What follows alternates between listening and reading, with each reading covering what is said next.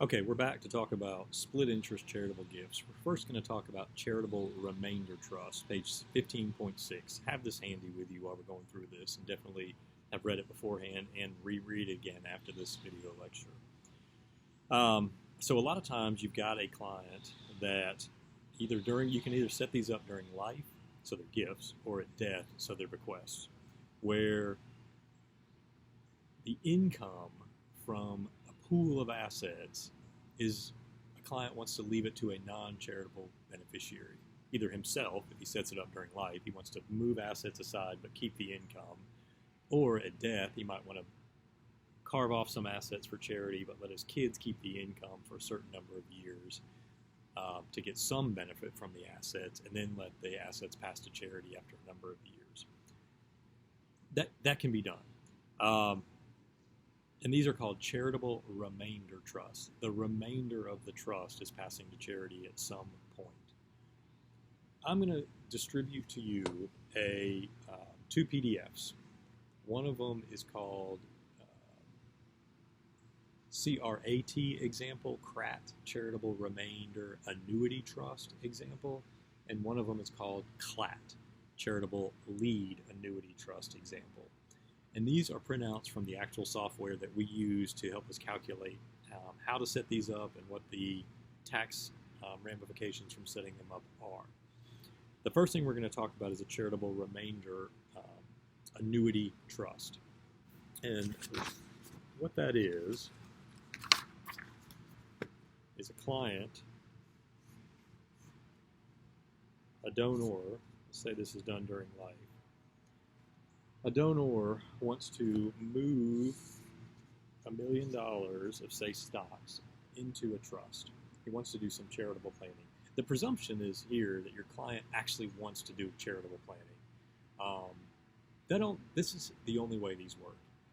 You can't fit a charitable transaction into a non-charitably inclined client. It doesn't work well. It's like fitting a square peg into a round hole or vice versa.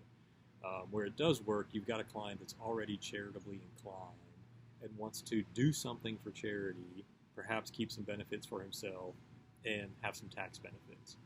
So our donor is fine parting with $1 million, sort of, but our donor wants to keep some money coming back to him in the form of an income stream of some sort for a period of years. Up to now, we've talked about, no way, Jose, you cannot do that. It runs completely afoul of 2036, making a transfer and retaining an interest, and that's exactly what this is doing. Anytime you see a circle drawn in an estate tax transaction picture, that's usually a bad thing. Money is leaving donor and then somehow coming back, meaning it didn't leave the donor. Therefore, the rules pick it up and cause a negative consequence. Here, that's exactly what this looks like. Donor is parted with assets, but he's keeping some benefits from it. Right in the face of 2036. It's okay because we're going to talk about why it's okay.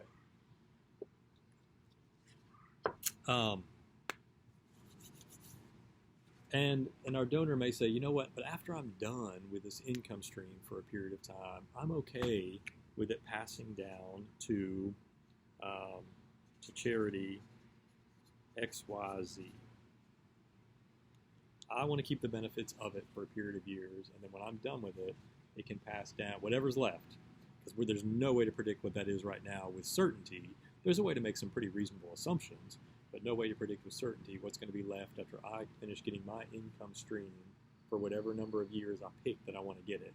And then whatever's left is going to charity.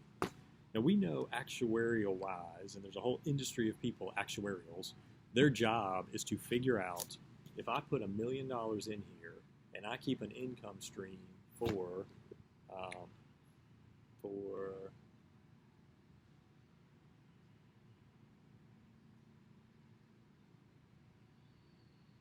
20 years, I keep some kind of income stream for 20 years, then there is an industry of people out there that can tell you with some scientific sense of what's the actuarial value of 20 years worth of income off of this million, and what's the actuarial value of the remainder of $1 million corpus after somebody else gets the 20 years of distributions? What's the actuarial value of this piece going down to charity? Those things can be determined by people much smarter than me.